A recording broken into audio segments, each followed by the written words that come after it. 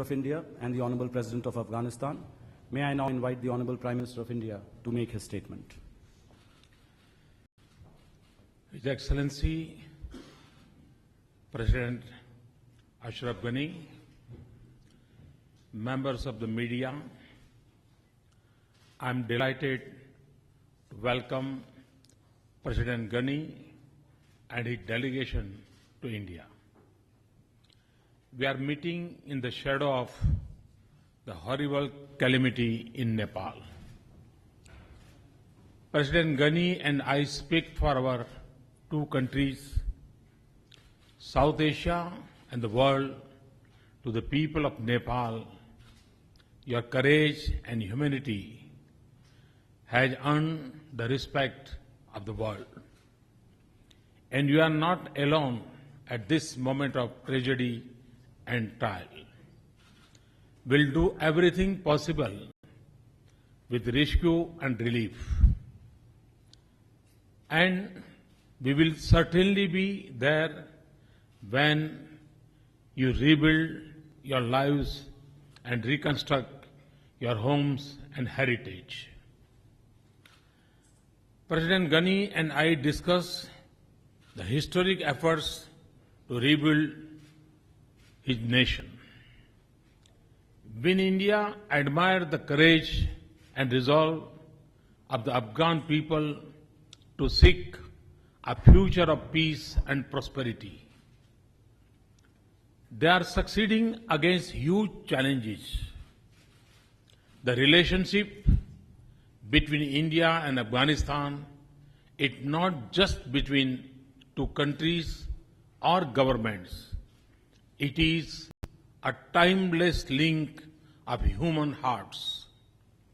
We deeply value the friendship and the goodwill of the Afghan people.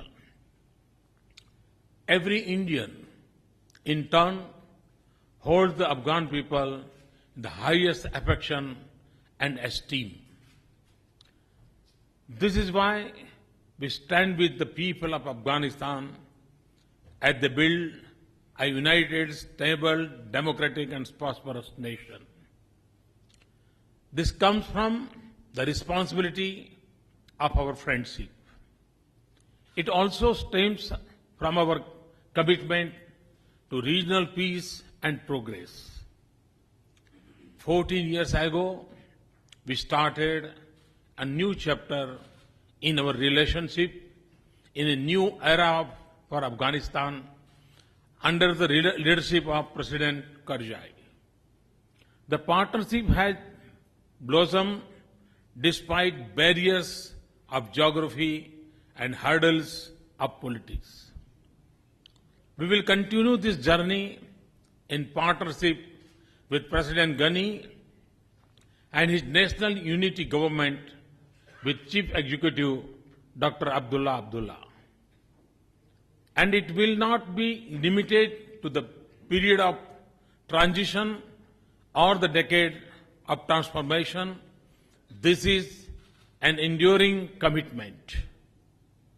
The peaceful democratic transition last year is a great boost for Afghanistan's progress.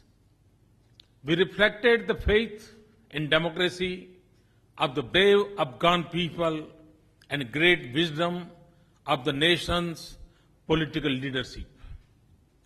Preserving the mandate and political unity will be important for the country's future. I convey our support for President Ghani's vision for peace and stability in Afghanistan.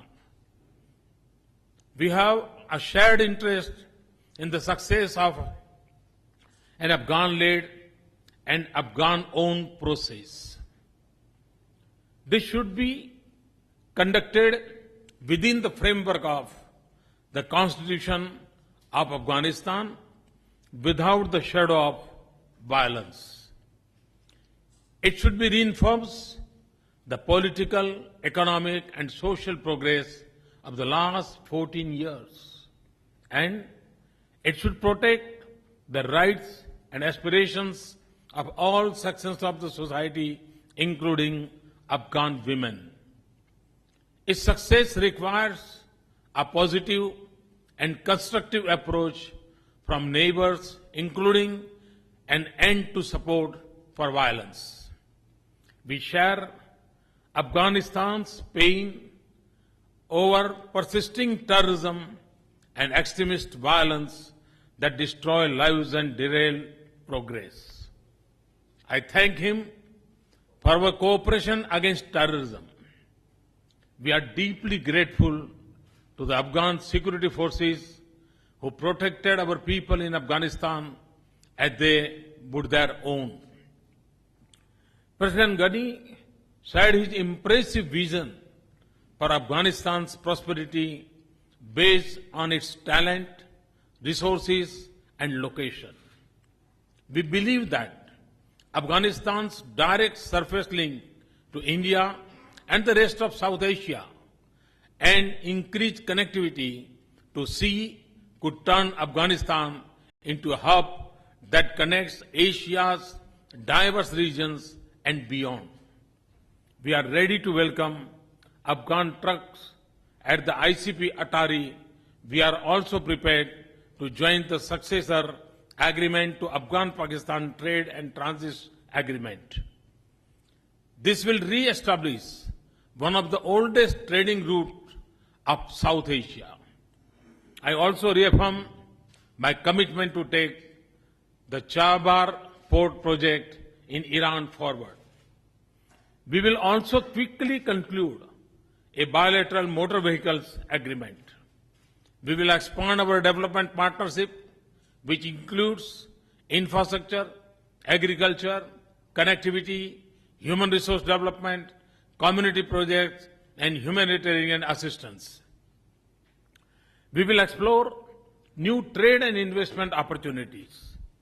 Afghan children have a special focus in our efforts. Today, I conveyed fresh support for Habibia School in Kabul, the Indira Gandhi Child Health Care Hospital, and Red Crescent Society Fund for treatment of children with congenital heart disease. We are prepared to continue our support for capacity building of Afghan security forces. I am pleased that we have delivered 3 Cheetal helicopters to Afghanistan, which will add to the growing capabilities of the valiant Afghan forces. Excellency, Afghanistan's success is a much-deserved destiny of Afghan people. But it is also vital for the world. In the troubles of our times, it has acquired added importance. India will work shoulder to shoulder with you and the Afghan people in a mission of global importance. Your visit has added new momentum to our partnership. Thank you, sir. Thank you, Excellency. Thank you. May I now invite the Honorable President of Afghanistan to deliver his statement. Bismillahirrahmanirrahim. Honorable Prime Minister Modi, the distinguished Indian delegations, member of the press, first of all, let me express my deepest sympathies to the people of Nepal. I've had the pleasure of visiting Nepal repeatedly. I've walked those mountains, once a 180-kilometer route and once a 200. I've engaged intensely, and in this hour, I salute, like you, their courage, their resilience, their determination. And your leadership and marshalling SARC resources in this crucial hour are reassuring to the people of Nepal and to the people of the region. Natural disaster does not respect boundaries, and I hope that with the launching of the satellite, the SARC satellite, that is one of your initiatives, we'll be able to predict, prepare, and deal much more effectively with natural disasters and changed environmental conditions because we must bring the potential of the SAARC, that is still the least economic integrated region, yet with the most potential, to the fore, and all of us joining forces to make SAARC an economic reality would be an extraordinary step forward. India and Afghanistan are bound by a million ties through millennia. Our ambassador was telling me that there are an estimated 13 million people in India who claim descent from Afghanistan in various parts. Yesterday, I had the pleasure of meeting with people who, after 200 years of living, speak still Pashto or Dari of absolute pure cadence. That is an indication of the ties that we have had, and the past here is a guide to the future. Other regions need to overcome their past in order to build a future. We can build a future based on appreciation of our past. Afghanistan was a roundabout, a place where ideas, people, goods came and flowed from South Asia to Central Asia to West Asia.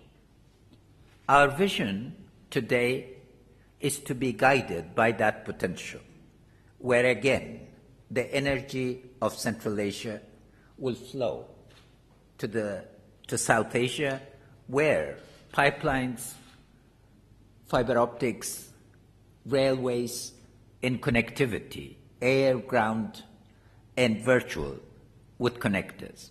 In this regard, we very much welcome your emphasis on the bilateral and multilateral transit and transport agreement. Atari Wagah is a desired destination for us. It would allow Afghan goods to again reach this vast market. And may I take a moment to thank Tagore. Kabliwala has done more to give us a brand that we could not buy with $1 billion of advertisement. So I'm delighted that the old version is being watched and a new version is being prepared that will give you a much more authentic sitting inside Afghanistan. I speak of Tagore because I was raised on Tagore by my grandmother, who lived in Dehradun, in Lahore in exile, and was educated. And those are the personal type of ties. India's own story has been well understood and often commented. The continuity, the vision, the remarkable transformation. But India's impact on others has not been as much understood. My generation, growing in 1950s, grew on Indian texts and people. Abul Kalam Azad, Mahatma Gandhi, Jawaharlal Nehru were not names, but ideas, people, leaders.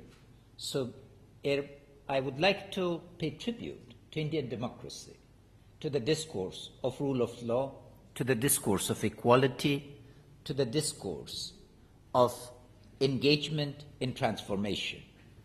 That is where we join together, because Afghanistan's quest is for democracy. We have, through the formation of the Government of National Unity, and let me convey the best regards of Dr. Abdullah and the Vice Presidents and other members of the Cabinet who are not here, as well as the Afghan nation, to you. Our political statecraft has shown that divisions of the past are not going to be the confining limitations of the Afghan imagination. The formation of the Government of National Unity is a tribute to the desire of the people for unity. Peace, Mr. Prime Minister, is our significant goal,